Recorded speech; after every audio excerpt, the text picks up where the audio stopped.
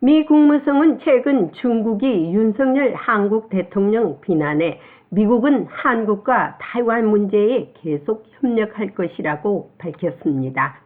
윤석열 한국 대통령은 지난 19일 로이터 통신과의 인터뷰에서 타이완 문제는 단순히 중국과 타이완만의 문제가 아니고 남북한 간의 문제처럼 영내를 넘어서서 전 세계적인 문제로 볼 수밖에 없다며 힘에 의한 일방적 현상 변경에 반대한다고 밝혔습니다. 중국 외교부는 즉각 이에 대해 반발하며 한국을 비난했고, 친강 중국 외교부장은 타이완 문제에서 불장난을 하는 자는 반드시 불에 타 죽을 것이라고 막말 비난을 했습니다.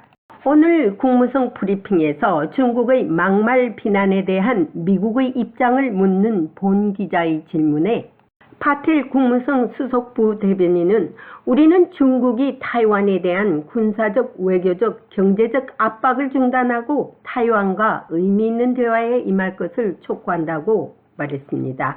그러면서 미국은 타이완 국민의 바람과 이익에 부합하는 양안 문제의 평화적 해결을 계속 차지할 것이며 우리는 중요한 동맹국 및 파트너와 협력해 이 문제를 추진할 것이며 물론 한국도 포함된다고 강조했습니다.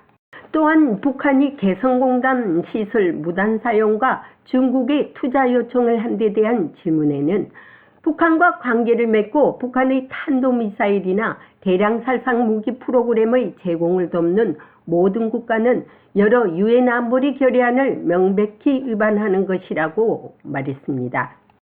Jenny. Thank you. Vedan. I have two questions. Sure. Korea and China. Yeah. 감사합니다. 배단. 한국과 중국에 대한 두 가지 질문입니다. 중국이 대만을 무력으로 바뀌려는 시도에 대해 한국의 윤석열 대통령이 중국의 잘못된 방향에 대해 지적했습니다. 그리고 타이완 현상에 대해서 지적했습니다. 중국 외교부 장관은 이에 대해 한국을 위협했고 불장난하면 불에 타 죽는다고 했습니다. 그리고 그들은 한국이 미국의 종속국이라고 비난했습니다. 이에 대해서 미국은 어떤 견해를 공유할 수 있습니까? Can you share your view on this? Sure, Jenny. Let me say a couple of things. 네, 몇 가지 말씀드리겠습니다. 우리는 중국이 대만에 대한 군사적, 외교적, 경제적 압박을 중단하고 대신 대만과 의미 있는 대화에 임할 것을 촉구합니다. 미국은 대만 국민의 희망과 이익에 부합하는 양안 문제의 평화적 해결을 계속 지원할 것입니다. 물론 우리는 우리의 중요한 동맹국 및 파트너들과 협력하여 이 문제를 해결할 것이고 대한민국도 그중 하나입니다. 그리고 우리는 대만 해협 전역의 평화와 안정을 유지하는 것을 포함하여 우리가 공유하는 변형과 안보 가치가 있는 믿음을 발전시키기 위해 인도태평양 전 지역의 우방국 및 동맹들과 계속 협력할 것입니다. 북한에 관해서입니다. 아시다시피 개성공단 시설이 남한의 자산이라는 것을 알고 있습니다.